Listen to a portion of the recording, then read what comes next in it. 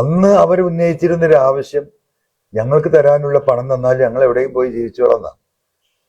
സർക്കാർ ഒരിക്കലും അതിന് തയ്യാറായില്ല. അപ്പൊ സർക്കാർ വില്ലനാവുക. എന്തിനു വേണ്ടിയാ വില്ലനാവുന്നത്? ഇവിടെ വലിയ ഒരു എന്താ പറയാ, ഭൂമി കച്ചവടം, ഒരു മാഫിയ സംഘം ഇതിന്റെ പിന്നിൽ. ഞാൻ അന്നും പറഞ്ഞ 4 മാസം മുമ്പ് പറഞ്ഞ കാര്യമാണ് ആവർത്തിച്ച് പറയുന്നത്. PWD മന്ത്രി മുഹമ്മദ് റിയാസിന്റെ കീഴിൽ, അദ്ദേഹത്തിനായിരുന്നല്ലോ ഇവിടെ ചാർജ്. ഇവിടെ ഒരു മന്ത്രി ഉണ്ടായിരുന്നു, ആ മന്ത്രിയെ അടുപ്പിച്ചിട്ടില്ല. നമ്മളൊക്കെ അത് കണ്ടതാണ്. ഇവിടെ ഈ ദുരന്തത്തിൽ സഹായിക്കാൻ വന്ന സാമൂഹ്യ സംഘടനകളെയും വ്യക്തികളെയും മുഴുവൻ ഇവിടുന്ന് അടിച്ചോടിച്ചു വിട്ടു. ഒരാളെ ഇങ്ങോട്ട് ഭക്ഷണം കൊടുക്കാൻ പോലും സമ്മതിച്ചില്ല. നമുക്കറിയാം, ആ ഭക്ഷണം കൊടുക്കാൻ പോലും സമ്മതിക്കാതെ ഒരു ടൗൺഷിപ്പ് ഉണ്ടാക്കണം അവർക്ക്. എന്തിനു വേണ്ടിയാണ് ഈ ടൗൺഷിപ്പ്? ഈ ടൗൺഷിപ്പ് എങ്ങനെയാണ് വയനാട്ടിൽ പ്രായോഗികമാകുക? ഒന്നാമത് ഭൂമിശാസ്ത്രപരമായിട്ട് ഈ ഹിൽ ഏരിയ ആണ് വയനാട് എന്ന് പറയുന്നത്, ഇടുക്കിയെ പോലെ. നാളെ എവിടെയും ദുരന്തം ഉണ്ടാവാം.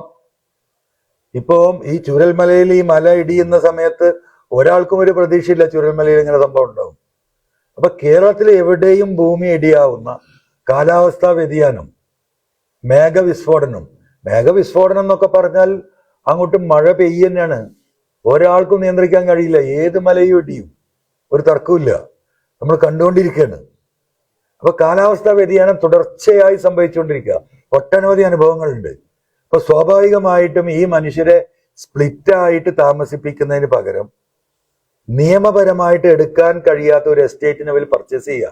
ഒരു അണ്ടർസ്റ്റാൻഡിങ്. എസ്റ്റേറ്റ് ഉടമ പറയാൻ ഞങ്ങൾ തരാൻ തയ്യാറല്ല. ഇവിടെ ഡിസാസ്റ്റർ മാനേജ്മെന്റ് പോയിട്ട് 2-3 സ്ഥലങ്ങൾ പോയി നോക്കിയിട്ട് പറയാ ഈ എസ്റ്റേറ്റ് ആണ് ഏറ്റവും സൂട്ടബിൾ ആയിട്ടുള്ളത്, ഇവിടെ ഡിസാസ്റ്റർ ഉണ്ടാവില്ല. ഇവിടെ ഡിസാസ്റ്റർ ഉണ്ടാവില്ല എന്ന് പറയാനുള്ള എന്താ പറയാ അധികാരമല്ല, അതിനുള്ള ടെക്നിക്കൽ നോളജ് തന്നെ കേരളത്തിലെ ഡിസാസ്റ്ററിന് ഇല്ല. യഥാർത്ഥത്തിൽ ജിയോളജിക്കൽ സർവേ ഓഫ് ഇന്ത്യ എന്ന് പറയുന്നതാണ് ഇന്ത്യയിലെ ഏറ്റവും അവസാനമായിട്ട് ഭൂമിശാസ്ത്രപരമായ കാര്യത്തെ പറയാനുള്ള അധികാരം നൽകിയിട്ടുള്ള അവസാനത്തെ department. Geological survey of India വന്നിട്ട് സർവേ നടത്തിയിട്ടല്ല. ജിയോളജിക്കൽ സർവേ ഓഫ് ഇന്ത്യ വന്നിട്ട് ഒരിക്കലും അങ്ങനെ ഒരു റിപ്പോർട്ട് കൊടുക്കില്ല. കാരണം എന്താ?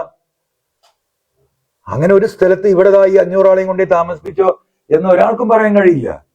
ഇനി അത് ഇപ്പൊ നോക്കുന്ന ഡിസാസ്റ്റർ മാനേജ്മെന്റിന്റെ പാരാമീറ്ററിന്റെ അകത്ത് ഡിസാസ്റ്റർ ഏരിയ അല്ലെങ്കിൽ പോലും നാളെ ഇത് ഉണ്ടാവില്ല എന്ന് ഒരാൾക്കും പറയാൻ കഴിയില്ല. അതാണ് കേരളത്തിലെ, പ്രത്യേകിച്ച് ഈ പശ്ചിമഘട്ടത്തിലെ കാലാവസ്ഥാ വ്യതിയാനം. അപ്പം ഒരിക്കലും കിട്ടാത്ത ഒരു എസ്റ്റേറ്റ്. കാരണം ഈ എസ്റ്റേറ്റിൽ കൺസ്ട്രക്ഷൻ ഒന്നും പാടില്ല, നിങ്ങൾക്കറിയാം.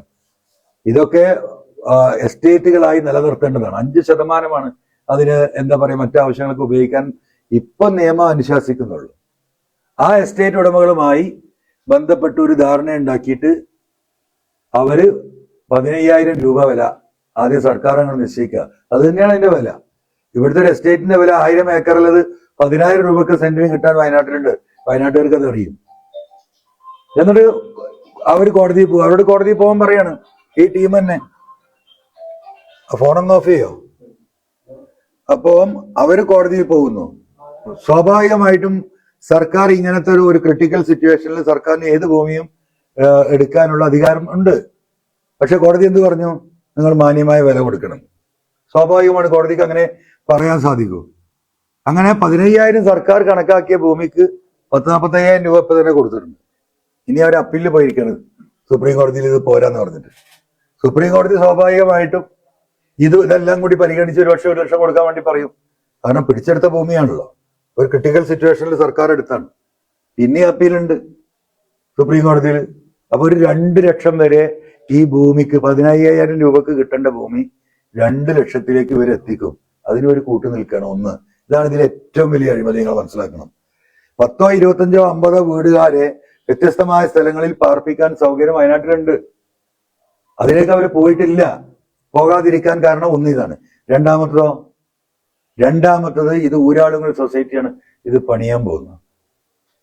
ഈ ഊരാളുങ്ങൾ സൊസൈറ്റി എന്ന് പറഞ്ഞാൽ നമുക്കറിയാം, CPM-ന്റെ ഉത്തരവാദിത്തപ്പെട്ട ലീഡർമാരുടെ, നേതാക്കന്മാരുടെ കാൽ കീഴിലുള്ള ഒരു തൊഴിലാളികളെ പേരിന് മുന്നിൽ നിർത്തിയിട്ട് ഇവർ നടത്തുന്ന വൻ സാമ്പത്തിക ലാഭം കൊഴിയുന്ന കേരളത്തിലെ മുച്ചൂടും. ഇപ്പൊ ഇവിടെ തന്നെ ഞങ്ങൾ പരിശോധിക്കും, ഒറ്റ കോൺട്രാക്ടർമാരും കേരളത്തിൽ ബാക്കിയില്ല. ഒരു കോൺട്രാക്ടറെ കീഴിൽ 25 ആളും 50 ആളും 100 ആളും 200 ആളും പണിയെടുത്തിരുന്ന നിരവധിയായ കോൺട്രാക്ടർമാര് കേരളത്തിന്റെ എല്ലാ ഗ്രാമങ്ങളിലും ഉണ്ടായിരുന്നു. അവരവിടുത്തെ ഒരു സാമ്പത്തിക സ്രോതസ്സായിരുന്നു. നാട്ടിലൊരു ദുരന്തം ഉണ്ടായി കഴിഞ്ഞാൽ, ഒരു ആശുപത്രി കേസ് വന്നു കഴിഞ്ഞാൽ ആളുകൾ, സാധാരണക്കാർ ഓടിപ്പോയിട്ട് ഒരു സഹായം തേടിയിരുന്ന ആളുകളായിരുന്നു ഇത്തരത്തിലുള്ള ആയിരക്കണക്കിന് കോൺട്രാക്ടർമാരെ മുഴുവൻ കൊന്നു കൊല വിളിച്ചിട്ട് പ്രത്യേക നിയമം ഉണ്ടാക്കി ഏത് ടെൻഡർ എടുത്താലും അവർക്ക് 10% ഡിസ്കൗണ്ട് കൊടുത്ത് കേരളത്തിന്റെ പൊതുമുതലും മുഴുവൻ അവരുടെ കയ്യിലാക്കി. അതാണ് ഊരാളുകൾ സൊസൈറ്റി, ULCC. അവർക്ക് കരാറാണ്. അവിടെ എന്താ ഉണ്ടാക്കാൻ പോകുന്നവര്? ഇപ്പൊ നിങ്ങൾ ഈ 400 ചില്ലാനം ആളുകൾക്ക് എന്ത് നിർമ്മി? ഹെലിപ്പാഡോ അതോ എയർപോർട്ടോ? വെറുതെ ഒരുപാട് ഇൻഫ്രാസ്ട്രക്ചർ. 5 സെന്റ് ഭൂമിയാണ് കൊടുക്കുന്നത്. 5 സെന്റ് ഭൂമി 800 സ്ക്വയർ ഫീറ്റ് വീടും. ഒരു സ്ക്വയർ ഫീറ്റ് 3000 രൂപയായിരുന്നു. ആളുകൾ ബഹളം വെച്ചപ്പോ അതെന്തോന്ന് കുറച്ചു. ആരാ അങ്ങോട്ട് താമസിക്കാൻ പോകുന്നത്? ഈ ചൂരൽമലയിൽ 1/2 ഏക്കറയും 1 ഏക്കറയും വീടും സൗകര്യവും ഉണ്ടായിരുന്ന, അത്യാവശ്യം കൃഷി ഉണ്ടായിരുന്ന, 1000-1500 സ്ക്വയർ ഫീറ്റിൽ സുഖമായി ജീവിച്ചിരുന്ന മനുഷ്യരെ കോഴിക്കോട്ടിലേക്ക് കൊണ്ടുപോയി തള്ളുകയാണ്. ആളുകൾ മാനസികമായിട്ട് അതിന് തയ്യാറല്ല. അതിന്റെ ഫലമായിട്ട് ഇപ്പൊ എന്തുണ്ടായി? 103 ആളുകൾ 15 ലക്ഷം. അവിടെ വീട്ടിൽ താമസിക്കുക, പുറത്തേക്ക് പോകുന്നവന് 15 ലക്ഷം ഉലുവ. അതാണ് ഇപ്പൊ കൊടുത്തിരിക്കുന്നത് അല്ലേ? എന്ത് നീതിയാണ് ഇതിലുള്ളത്?